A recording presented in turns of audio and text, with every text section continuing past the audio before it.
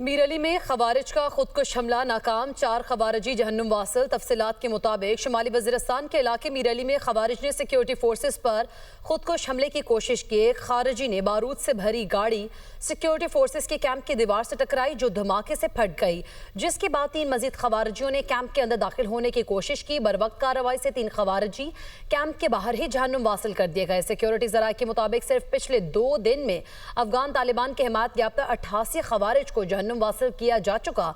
National action plan के तहत आखिरी खवारजी के खात्मे तक अफवाज पाकिस्तान और कानून नाफिज करने वाले इदारे मुल्क के दिफा के लिए यूं ही डटे रहेंगे।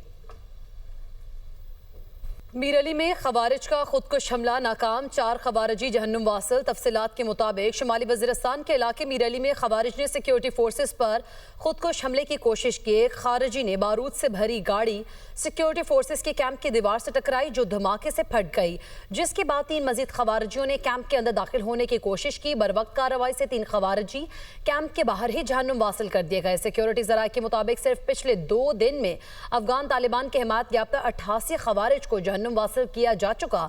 नेशनल एक्शन प्लान के तहत आखिरी खवारजी के खात्मे तक अफवाज पाकिस्तान और कानून नाफिज करने वाले इदारे मुल्क के दिफा के लिए यूं ही डटे रहेंगे।